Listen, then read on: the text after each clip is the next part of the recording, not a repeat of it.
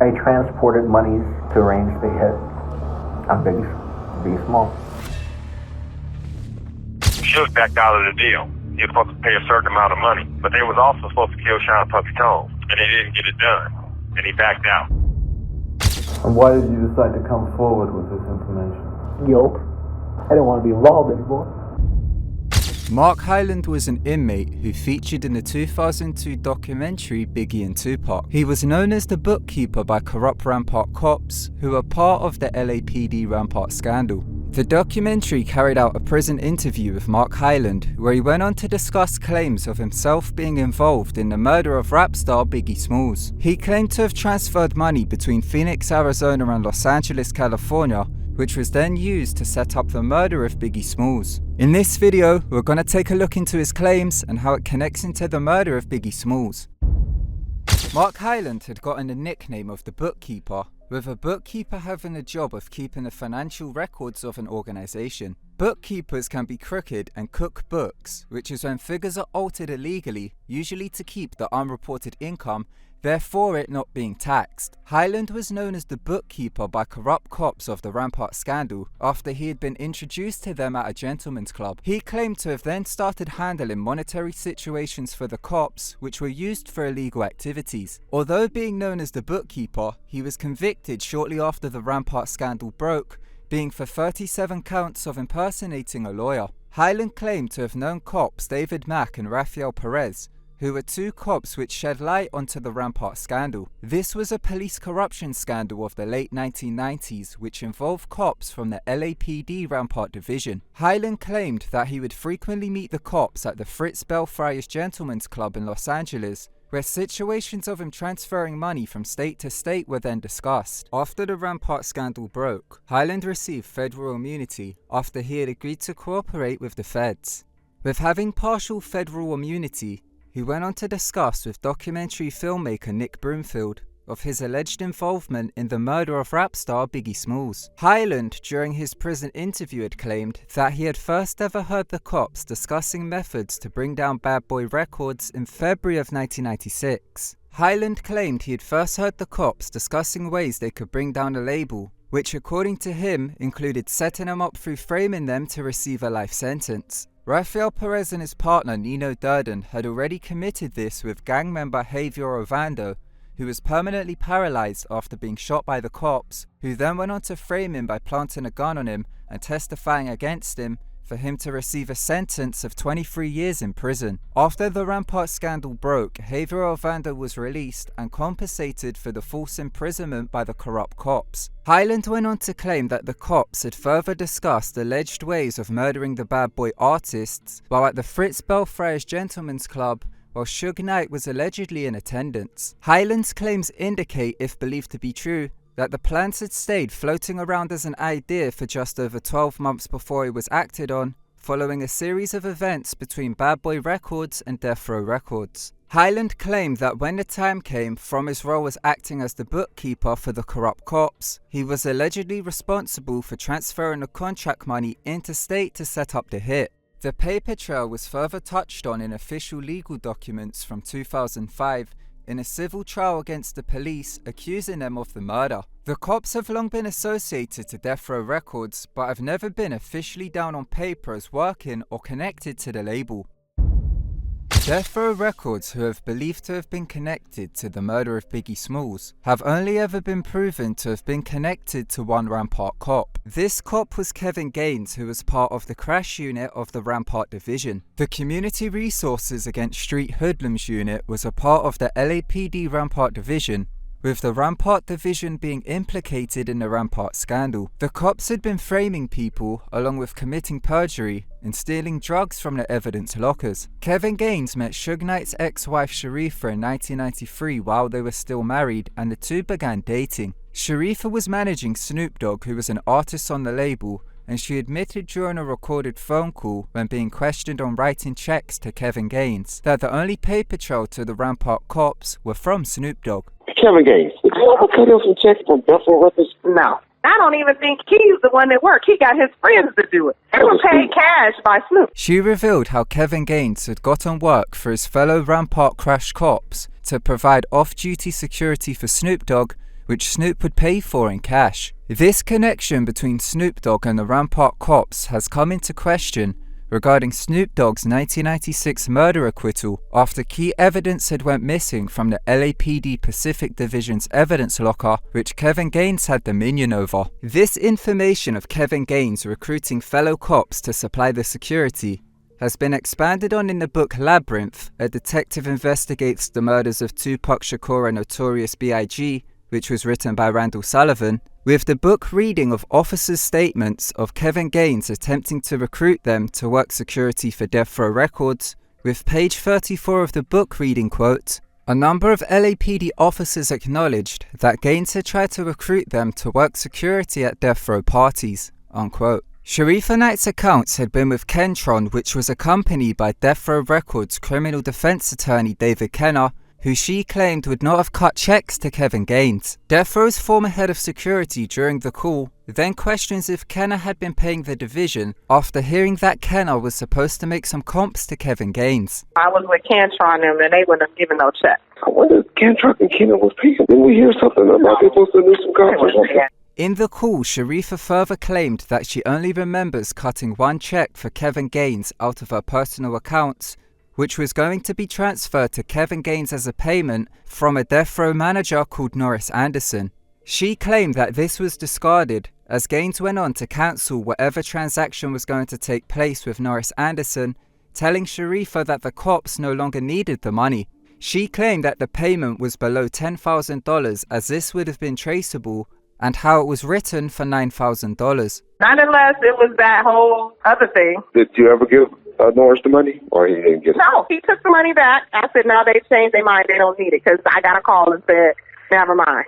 And it wouldn't have been for 10, because, 10 is traceable. And if he pulled anything, he pulled 9 directly to my personal account. Suge Knight had found out about the relationship between his wife and the cop in 1996, and while in the back of a car with Sharifa, Suge had threatened Kevin Gaines, and Sharifa then told him that Gaines was a cop to warn Suge not to do anything stupid. This reveals that Suge Knight did not know about Kevin Gaines being a Rampart cop. Suge Knight, in a 2017 prison interview carried out for the Fox show Who Shot Biggie and Tupac, was questioned on Rampart cops David Mack and Rafael Perez. David Mack's Wikipedia page claims that he was from the same neighborhood in Compton as Suge Knight. Suge Knight, during the 2017 prison interview, claimed that he did not know any of the cops and shifted the focus towards his head of security, Reggie Wright Jr. The police officer, David Mack. Never worked for me. At all, never. I never had a conversation with none of those dudes.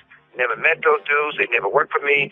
They knew Reggie Wright. They didn't know me. Reggie Wright Jr. was a former Compton cop whose father was the head of Compton's gang division. Reggie Wright Jr. was brought in during the Snoop Dogg murder trial to provide police security for the artists so expert witnesses could be present if similar situations were to occur. Reggie Wright Jr. had upward of 30 police officers from various departments spanning from Compton to the LAPD and elsewhere who began providing security for Death Row. Right Way's security services had its permits revoked after it was discovered that the police were being used to serve subpoenas during the Snoop Dogg murder trial. The cops then continued to work without permits. Right Way's security services has never been proven to have been connected to the Rampart division, although Suge Knight claimed that it was Reggie Wright Jr. who knew the cops during the 2017 prison interview. Reggie claimed that Suge Knight said this as Suge associated any type of cops to Reggie Wright Jr. due to what his security services had provided. The only proven connection to the Rampart division to Death Row Records was the relationship between Kevin Gaines and Sharifa Knight, which was being carried out in secret from it being an affair. The other Rampart cops, such as David Mack and Rafael Perez, have been connected to the label by witnesses who claim to have seen them around Death Row. Artist C-Style, who is affiliated with Snoop Dogg during his time at Death Row, claimed in a 2021 documentary Last Man Standing that he had witnessed David Mack and Rafael Perez being several times while providing security for Death Row. I've seen David Mack plenty of time. Who was the other one? Rafael Perez. Rafael Perez, seen him too. Joe Cool, who is also associated to Death Row, also claimed in a documentary that he had seen Rafael Perez both in uniform and out of uniform along with David Mack and had seen them interacting with Suge Knight. Officer Perez, he was friends with Suge. I've seen him up there several times. I seen him in uniform and out of uniform. And then there was another one, the one that they said killed Biggie, right? He used to be up there too. The LAPD chief Bernard Parks, who was the chief in the 90s, had also claimed or confirmed that David Mack and Rafael Perez worked security for Death Row Records. We know that David Mack and Rafael Perez both worked security in Death Row Records. Kevin Hackey was a former Compton School District police officer who was used by the FBI and the ATF to provide information to them while acting as a bodyguard for the label. The Labyrinth book includes excerpts of an interview carried out with Kevin Hackey by LAPD Detective Russell Paul, where Hackey had claimed to have seen David Mack and Rafael Perez around the label. Hackey claimed the first time he had ever saw David Mack was while he was allegedly providing security at the 1995 NAACP Image Awards. The paper trail which Mark Hyland claimed he was connected to in relation to the hit on Biggie Smalls was expanded on in court documents from 2005. Who killed rapper Notorious B.I.G. and were LAPD officers involved? The 2005 civil trial from Biggie's family accused David Mack and Rafael Perez of being behind the murder of Biggie Smalls. The trial was based on information put forward by LAPD Detective Russell Paul, who was the first detective to investigate the Biggie Smalls case. Paul uncovered Kevin Gaines' connection to Death Row Records after Gaines was murdered by a fellow cop, being 9 days after Biggie was killed. Russell Paul had found out that the car Gaines was murdered in was under the name of Sharifa Knight, then uncovering the Rampart Division's connection into Death Row Records. Paul claimed his investigation had information of the cops allegedly being paid $25 per hour to unofficially work in providing security for Death Row. The information, if true, would then correlate with Snoop Dogg paying Kevin Gaines' Rampart associates from the crash unit in cash to supply his security. The Rampart scandal was blown open by Rafael Perez after he was caught stealing drugs out of the evidence locker in 1998, which was believed to have gone on to have been used in framing the cop who killed Kevin Gaines. Rafael Perez made a deal to expose the Rampart scandal for a reduced sentence. Perez implicated 70 police officers in corruption being in 1999, but never once mentioned Death Row Records or its associates. Perez was convicted to 5 years in prison being in the year of 2000, but he only served 1 year. A convict called Kenneth Boagni was Rafael Perez's cellmate for a month and a half, with Boagni claiming Perez had told him about his involvement in Death Row Records. Boagni was a jailhouse informant who was responsible for exonerating police officers who had been falsely accused. His claims were listed in the official legal documents from being submitted into the 2005 civil trial against the Rampart cops. He refused to take the stand, but his claims were entered into the trial, becoming official legal documents as a result. Boagni claimed Perez had told him that $1 million bounty was placed both on Biggie Smalls and the head of his label, Sean Puffy Combs. Boagni claimed Perez had told him that allegedly David Mack was to take care of setting it up, with Boagni claiming that Mack was told to do what the boss wanted done, with Boagni claiming Perez had told him that the bounty was initiated sometime after October of 1996, when Suge Knight was incarcerated. Mark Hyland claimed the first time the idea was put forth without a bounty being initiated was in February of 1996, meaning the stages went from an idea then to an initiation which included a bounty, being over a period of between 8 to 12 months. Kenneth Boagni claimed Perez had told him that the bounty placement phase had taken place after Suge Knight was incarcerated, being in October of 1996, so this theoretically would have been anywhere between October of 1996 to March of 1997. Biggie arrived in Los Angeles in late February of 1997, with Puffy then joining him in early March. Biggie had already been there for 2 weeks without an incident taking place, indicating that the hit was really either for Puffy or both of them. Tupac had been murdered in September of 1996, being 6 months prior to the Biggie Smalls hit taking place. Keefe D was a notorious Southside Compton Crip shot caller who has been connected into the Tupac case through his nephew Orlando Anderson, who was beaten down by Tupac and Suge Knight on the night that Tupac was fatally wounded. Keefe D claimed as early as December of 1995, Puffy had allegedly spoke on putting a hit out on Suge Knight to the Southside Compton Crips, without yet setting a bounty, which allegedly took place after a concert at the Anaheim Coliseum in California. Mark Hyland claims it was in February of 1996 when he allegedly had first ever heard the cops receiving the idea of taking out the Bad Boy artists, which was 2 months after Puffy, according to Keefe D, allegedly floated the idea of the first hit on Suge Knight. The information, if true, means there were 2 simultaneous hits, which were at least an idea floating out there, without actual bounties being set yet. Keefe D claimed that it was allegedly in the summer of 1996, where $1 million bounty was put forward, which was then acted on by the Southside Compton Crips in September of 1996. Boagni claimed it was between October of 1996 and March of 1997 where a bounty was placed on Bad Boy. Boagni claimed Perez had told him that it was $1 million bounty, with $250,000 being paid up front, and the rest after the hit was successful. Mark Hyland claimed that as working as the bookkeeper for the corrupt cops, he transferred a portion of the initial bounty, acting as a deposit, between Los Angeles and Phoenix to begin with the planning of the murder on both Biggie and Puffy. The hit took place on Biggie and Puffy's final night in Los Angeles on the night of March 9th, 1997. It took place following a Vibe magazine after party being outside the Peterson Automotive Museum in Los Angeles. Russell Paul's police reports, which were declassified on the FBI website, claims that witnesses had seen the cops at the party talking on cell phones prior to the hit. Boagni claimed that Rafael Perez had told him that David Mack allegedly had reached out to the godfather of his kid, Amir Muhammad, who he had also went to school with, to provide assistance to the cops with carrying out the hit. Puffy's bodyguard Eugene Dill identified Amir Muhammad as approaching Puffy's car prior to the shooting taking place, with Amir then walking off into the direction of the shooter's vehicle. That's him right there. That's him? Yeah. That's him. That's the guy that came up to me. Boagni claimed Perez had told him that Amir was allegedly a hitman for hire for the Nation of Islam, with Gene Dill claiming that Amir was dressed in a Nation of Islam uniform.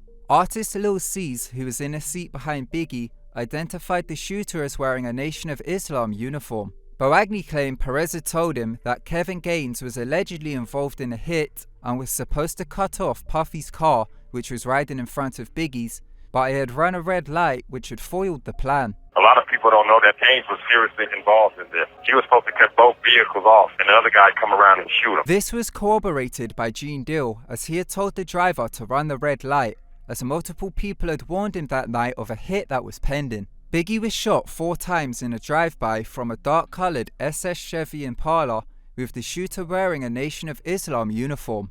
Boagni claimed Perez had told him that after the hit took place, Perez had allegedly even gone to the extent of going to the morgue to identify the body. David Mack robbed a Bank of America just over 6 months after the Biggie murder took place, where he had used his girlfriend who worked there to order in over $700,000, which he then robbed with her assistance. Mack was arrested a month later in December of '97, where the police had found a black SS Chevy Impala which matched the shooter's vehicle, along with the same ammo type used in the murder, which was buried under the floorboards of his house. While he was in prison, David Mack was visited by Amir Muhammad. Boagni claimed that Perez had told him that Perez, along with Bernard Park's daughter, had gone with David Mack to Las Vegas the day after the bank robbery had taken place, and how the money had allegedly have been used to pay Amir Muhammad. Boagni claimed Perez had told him that the additional $750,000 was not paid following the hit, as the full contract was not carried out. Suge backed out of the deal. He was supposed to pay a certain amount of money, but they was also supposed to kill Sean Puffy Combs, and they didn't get it done.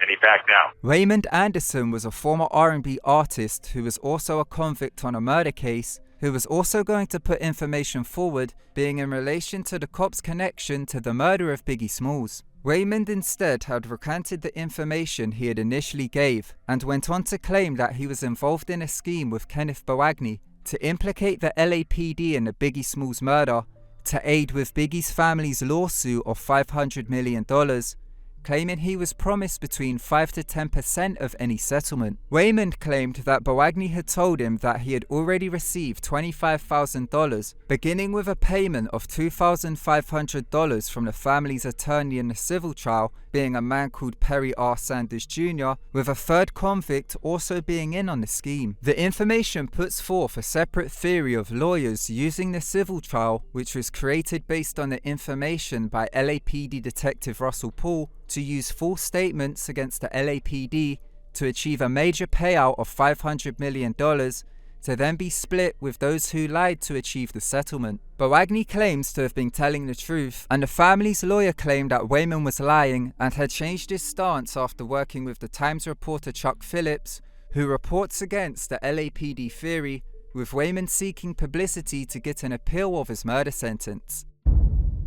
Suge Knight revealed an alternate theory including the cops during an interview he had done carried out with Michael Douglas Carlin. This theory excludes Suge Knight's involvement and ties the cop theory into both of the murders. Michael Douglas Carlin was Russell Paul's co-author who wrote the book Chaos Merchants. Russell Paul in 2015 was planning on working with Suge Knight to prove that Suge was set up by cops in a 2014 nightclub shooting, which left Suge Knight with 6 bullet wounds after being shot. Additional information included how Suge Knight was set up in his 28-year prison sentence case, in which he claimed he acted in self-defense. Russell Paul had further information regarding the cops' connection to the Biggie and Tupac cases, which was going to be presented in the meeting and used in working with Suge Knight if he was willing to cooperate, to work as a bargaining chip in aiding with an early release, with this being if the investigation was accepted in a court of law. Russell Paul had had a meeting set up at the LA County Sheriff's Office on August 19, 2015,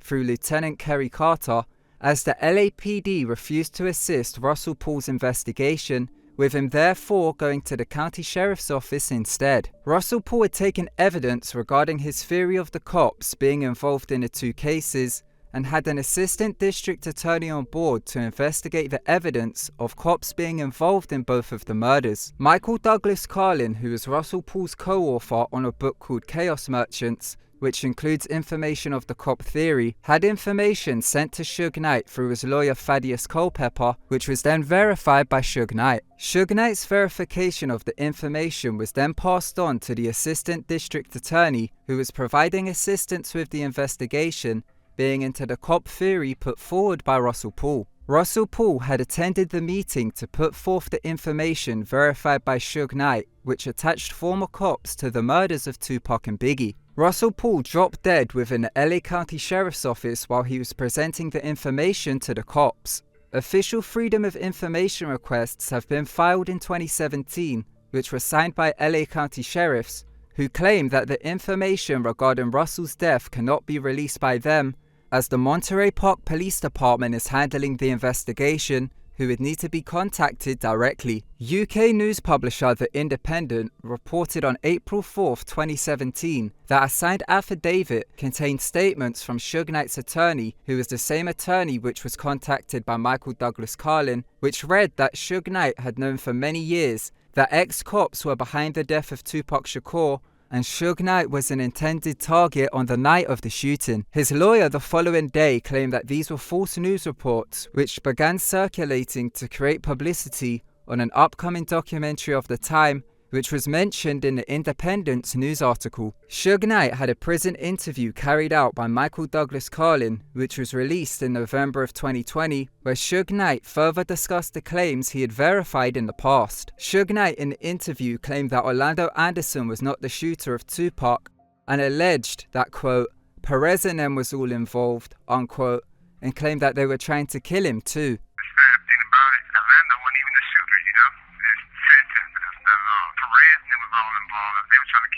Suge Knight had claimed in a prison interview that the Tupac and Biggie murders involved the same circle of people, alluding to connections between both crimes into the police theory. They saw the first one, they saw the second one, because it's the same people, same circle of people. This theory extends into claiming that an East Coast-West Coast smokescreen was used as a cover to provide with masking the crime, which the theory ties into the police. It claims that Biggie was taken out to make it seem like an East Coast West Coast motive to take the spotlight off of the alleged police involvement in the Tupac case. Biggie was killed for no other reason than to advance this theory that the conspirators that had tried to take out Suge Knight were putting forward. In this video, we took a look into Mark Hyland's claims about the death of Biggie Smalls. He claimed in the 2002 documentary Biggie and Tupac to have transferred money for the corrupt cops to arrange for the hit on Biggie. The civil suit was dismissed in 2010 due to lack of evidence against the cops. The cop theory has been one of the main theories behind the unsolved crime due to the heavy push by the first investigator, Russell Paul. Let me know what your thoughts are on all this in the comment section below. Thank you so much for watching. If you enjoyed the video, smash the thumbs up button. Also, don't forget to subscribe and press that bell button so you can get all the future notifications for when I upload. Once again, thank you so much for watching, and until next time, goodbye.